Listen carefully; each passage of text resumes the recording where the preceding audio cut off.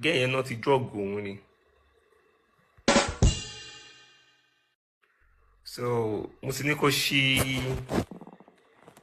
ṣí private, kó ṣí another account, kó lo fake profile. So this is bó ṣe ṣẹlẹ̀ lélẹ̀. Mo post video yẹn lórí WhatsApp mi lánàá. Ìkan náà ọ̀rẹ́ mi tàjọ ń gbé kówó wá message mi gẹ́ẹ̀ yìí òun mọ gẹ́ẹ̀ yìí o. Ó ní òun mọ̀ mú ní irọ́ ni. Ó ṣàwá fi chat mọ̀ mí yẹn wá dà. Ó wá ní òun ti bá gẹ́ẹ̀ yẹn gan sọ̀rọ̀ ní kí gẹ́ẹ̀ yẹn sọ pé bó ṣe ṣẹlẹ̀ kò yé òun. Meanwhile, this is how the story go. When I get in touch with the girl yẹn gogo, that girl tell me yẹn kò ń ṣàgbàlagbà o. Kò ń ṣàgbàlagbà. The girl is 20. Ó dẹ̀ wọ́n school ní Ìbàdàn ni. Mọ́mí ẹ̀ ló mú lọ sọ́dọ̀ Sisi Alágbo. Kí kó lọ máa, yes, she's 20 years, yes, 20 years. Wallahi talai, ọmọ kékeré ni. Ọlọ́run. Ìmọ̀ àti ẹ̀sọ́ lánàá náà.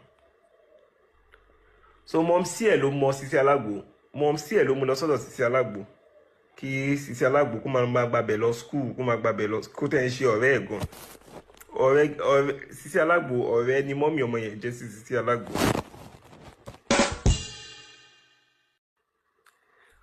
Am I communicating?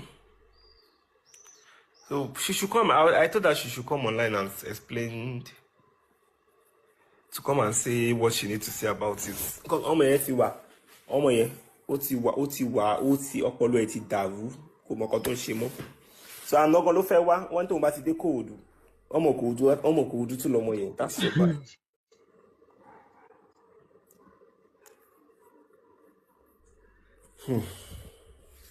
She said she wants to sue them. Money are fine. Ní kí tó bá sùn wọn náà ó dáná. Ó ní kó má lọ bá ìkéṣe ní station. Ọ̀rọ̀ tó bá yí lórí social media kò sí nǹkan tó lọ́kàá fẹ́ ṣe mọ́. He is a student in Ìbàdàn, student in ọmọ yẹn. Lady yẹn mò ń sọ fún yàn kan lánàá ni pé lady yẹn mi rò pé ó ń enjoy ìkíní because bó ṣe ń ṣe. Wọ́n kò sí ni èmi àti mo sì gẹ́gẹ́ bí kan sọ pé bó ṣe wà yẹn. Mò ń sọ fún ẹni yẹn ni pé bó ṣe wà yẹn ni pé. Wọ́n pè nǹkan sínú ọtí fọmọ yẹn ni. Mo ń sọ mo ní tó bá fẹ́ da kéèsì yẹn èmi ò tiẹ̀ mọ̀ pé kó mọ̀. Mo ń sọ ní pé bó ṣe wà yẹn òun lè yọ rẹ̀ ni pé ní pé wọ́n rape òun rape máa ẹ káàárọ̀ màmá mi Àbùkíá. Mo ti ń kí yín látẹ̀kan mà. Kàrọ̀ má bínú jàre mi mọ̀ pé mi ò bí ìtì. Àwọn èèyàn ń kí yín comment section látẹ̀kan. Everybody ti ń kí yín comment section látẹ̀kan. Okay. Ẹ̀yà. Ń gbọ́ mi. Wọ́n gbọ́ yín. Ó yẹ kí ọlọ́pàá tẹ̀ kọ́kọ́ gbé. Ó yẹ kí ọlọ́pàá gbé àti ọkọ àti ìyàwó. Ó yẹ kó lọ gbé wọn. Ó yẹ kó ọmọ yẹn lọ sí ọmọdé. Because wọ́n lè fọ ọmọ yẹn ni. Wọ́n jọ ọmọ yẹn. Ọmọ yẹn ò mọ nǹkan tó ń ṣẹlẹ̀. Kò dẹ̀ ń ṣe ọ̀rẹ́ Sisi Alágbo, kò ń ṣe best friend Sisi Alágbo. Bẹ́ẹ̀ ṣe tí wọ́n ní 20 years yìí ni I was surprised pé 20 years. Ọmọ kékeré lọmọ yẹn. Ọmọ kékeré. Èmi tẹ̀ sọ lánàá, mo ní ọmọ yẹn lè yọ rẹ̀, mo ní because tẹ bá rí bó ṣe ń ṣe, ó kàn dìra, ó ń dún, mò ń wò pé kí ló ń ṣe lé tó fọ̀ sí ẹni. Mo wá tún sọ lánàá fún ẹni yẹn ní pé ẹni ilé ìyọ rẹ̀ lọ́gọ́ o, ní pé kó sọ pé wọ́n fi tipá bóun ṣe ni. Mo tẹ̀ sí ń sọ láìmọ̀ pé ibi tọ́rọ̀ ṣì ń lọ nìyí. Báwo yìí? Màá bẹ́ẹ̀ tẹ, mo sọ pé màá máa tẹnu bọ ọlọ́pàá ní ìlú ṣọwọ́ yẹn. Ọlọ́pàá gbé kí lórúkọ ọmọ. Akeem àti Sisi Alágbo ọlọ́pàá gbé wọn. Bẹ́ẹ̀ ni nà ó wà obvious ẹ rí ó dira ó tún ń dún bẹ́ẹ̀ ló ń dún bí ẹni tó ń figi ṣe mò ń wò pé nà wàhálà mo sọ fún ẹnìyẹn lánàá sẹ ni pé mi rò pé gẹ̀ẹ́sì yìí èmi mo tún wá ń sọ mo ní ó lè yọ rẹ ò kó sọ yìí pé wọ́n ṣe kinní fóun ni o because bó ṣe ń ṣe kò tẹ ó ẹ rí bó ṣe dira kò fẹ́ ṣù mọ́ mú ẹ̀gọ́ kò ṣe kinní kò free rárá. Lọ́dẹ̀ ń pakuru mọ́ ló ń pakuru mọ́. Wàhálà. Mo mọ ní ìpìyàn bẹ́ẹ̀ lè bá mi ra káàdì kan bá mi sẹ́ǹdì. Mo fẹ́ pè ní direct call kò sí online. Wèrè kò ń ṣe Akeem tí ẹnjìníà pàṣẹ. Akeem Alágbo kò ń ṣe Akeem tèmi.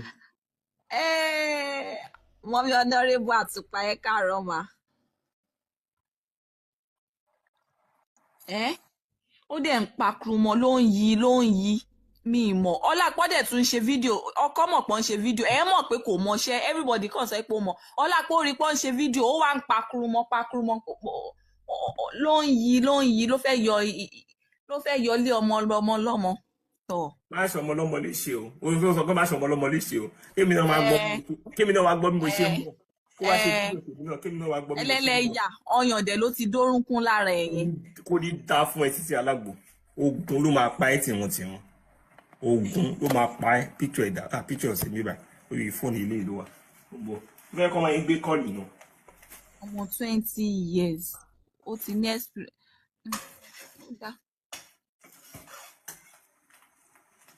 wọ́n drug ṣé ó ní recent video ni AK. ibi WhatsApp kí ni èlé ṣùgbọ́n òun lè lè profile picture òun lè lè nà. òun ni lóòótọ́. AK ṣé ó ní fídíò yẹn ṣẹlẹ̀ ní àbó ti ṣẹlẹ̀ tipẹ́. kò ṣe ṣẹlẹ̀ o kò ń ṣèsìn gan.